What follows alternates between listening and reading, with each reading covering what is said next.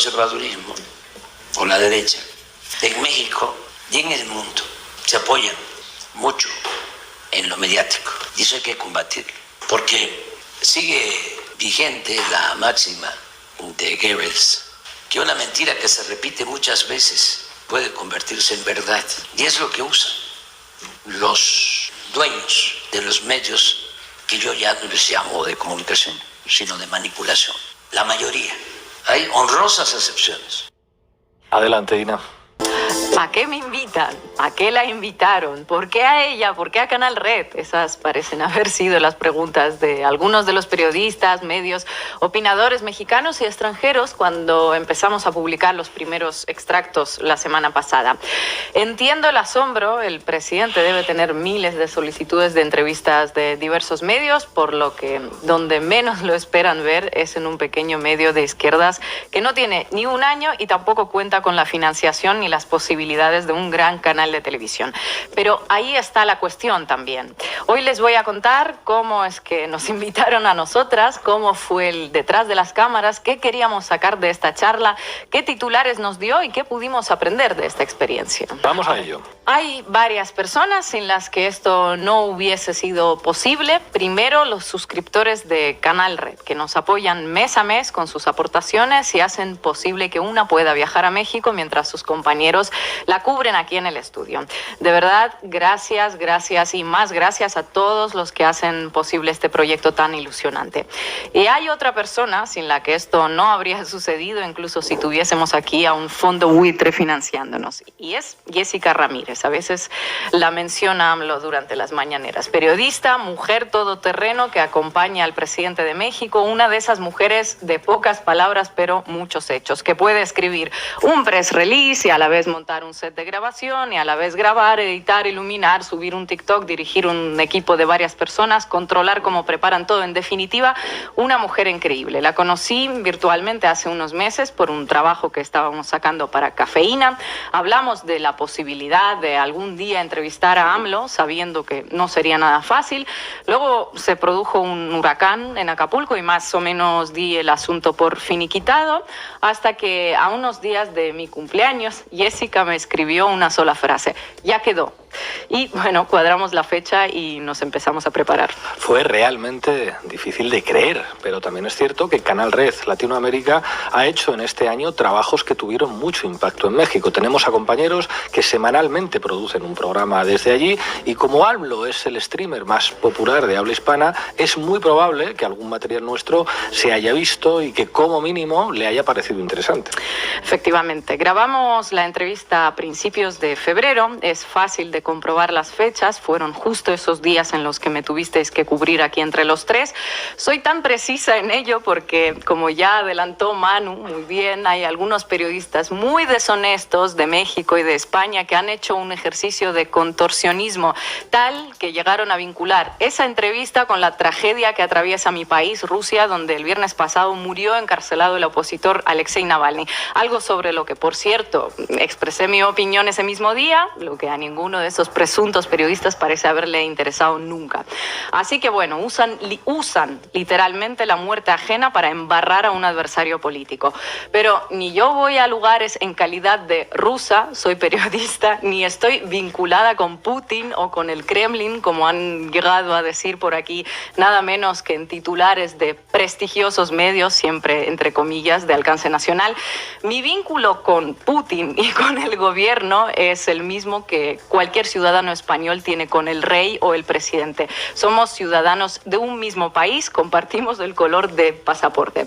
Ni mucho menos el presidente de México tiene nada que ver con las realidades de Rusia. Ni Canal Red tiene nada que ver con Rusia, que eso también se llegó a afirmar, añadiendo también que estamos financiados por ese país. Escribimos en cirílico, ¿verdad? No nos vendría mal más financiación, pero les guste mucho o poco, Canal Red es propiedad del rojo castrochavista peligroso Pablo Iglesias. Ahora, ¿qué es lo que queríamos de esta entrevista? Creo que es fácil de deducir si entras a verla sin prejuicios. Quería hacer un material para la posteridad que en 3, 5, 7, 10 años se pueda ver para entender cómo era AMLO durante su época de gobierno, cómo pensaba ese señor, que puede caer bien, mal o regular, pero que ha sido fundamental para la historia de México, de América Latina y, si me apuran, del mundo. ¿Qué le preocupaba? ¿Cómo reflexionaba sobre momentos clave de la historia de México, sobre momentos críticos de América Latina? ¿Qué palabras elegía para definirlos? ¿Cómo era en la distancia corta? Ahora todo se hace para lo inmediato, para los TikToks, los sascas y absurdeces así. A mí lo que menos me interesaba era esto. Y tengo la intuición de que añejará bien la entrevista. Si me preguntan mi opinión personal sobre AMLO, tampoco voy aquí a hacerme la equidistante. A mí me parece que logró sentar las bases de una transformación real en México. Y ojo, de manera pacífica, con una cantidad considerable de insultos desde la oposición y unas cuantas campañas mediáticas o digitales de esas a las que nos tienen acostumbrados en los países de Latinoamérica y también en España. Sí, pero que lo cambió a pesar de todo. Hay que ser o muy ingenuo o poco honesto para pretender que una transformación tan profunda de un país tan complejo pueda completarse en 6 años, que las realidades más dolorosas que arrastra México, como la desigualdad, la violencia, el narco, las desapariciones, puedan solucionarse pacíficamente y del todo en 6 años. Es imposible, pero quien más se ha acercado en las últimas décadas a tener un proyecto de país, a ofrecerles a los mexicanos un modelo de futuro, es precisamente Andrés Manuel López Obrador. No es Salinas de Gortari, que vive en España, ni es Ernesto Zedillo, que vive en Estados Unidos, ni es Felipe Calderón, que también vive en España, ni es Vicente Fox, ni Enrique Peña Nieto, que también, sorpresa, vive en España. Claro, es que repasas los últimos gobernantes mexicanos y Dios me libre de ofender a los conservadores de ese país, pero no sale ninguno mínimamente favorecido. Ya, y me pretenden convencer algunos de que a quien hay que cuestionarle más, interrumpirle y someterle a escrutinio más estricto es a López Obrador, precisamente. Un gobernante que se pasa varias horas al día respondiendo a las preguntas de periodistas, por cierto, que ahora a eso lo llaman ejercicio propagandístico. Si no respondiera a periodistas, lo llamarían dictadura, obviamente. En fin, con esta gente es siempre igual. Bueno, señores, en cualquier caso, si quieren hacer otra entrevista, envíen su solicitud para ello y ya le hacen las preguntas que consideren pertinentes ustedes. Yo hice la entrevista que quería hacer yo y nadie me pidió las preguntas con anterioridad, nadie me cuestionó sobre lo que iba a preguntar y creo que interesará a millones de personas que lo siguen, tanto en México como en América Latina. Bueno, ¿y qué es lo que más destacas de la entrevista? ¿Qué declaraciones te impactaron más? Me parece tremenda la seguridad con la que se retira, esta fe en que el pueblo mexicano cambió en este tiempo y que va a ser difícil volver a esas épocas neoliberales de saqueo al pueblo. Ojalá tenga razón, lo llama revolución de conciencia y me parece reseñable el propio hecho de que se retire de verdad, porque mucha gente lo ha estado cuestionando en los últimos años, ha estado asegurando sin pruebas pero sin dudas, como es habitual, que se iba a perpetuar. Y lo que yo vi es la convicción más absoluta de que hay que saber irse a tiempo y aprender a no caer en lo que él llama el necesariato, pensar que sin uno un proyecto político no continúa. Toda la parte dedicada a Latinoamérica, su apoyo a Cuba, la admiración que le tiene a Salvador Allende, la parte de la historia de México que no le gustó hoy a la columnista del País, a mí me parece sumamente lúcido y vigente ayer, hoy y mañana probablemente también. Y obviamente el hecho de que mencionara a Julian Assange sin que yo se lo preguntara y contara que había hablado con Joe Biden para intentar mediar para su liberación, justo estos días cuando se decide el destino de este periodista, bueno, habla de la magnitud de este señor que trasciende las fronteras de México. Y por último, que lamenta no haber resuelto el caso de los 43 estudiantes normalistas de Ayotzinapa desaparecidos en 2016. Me parece de suma importancia que lo reconozca.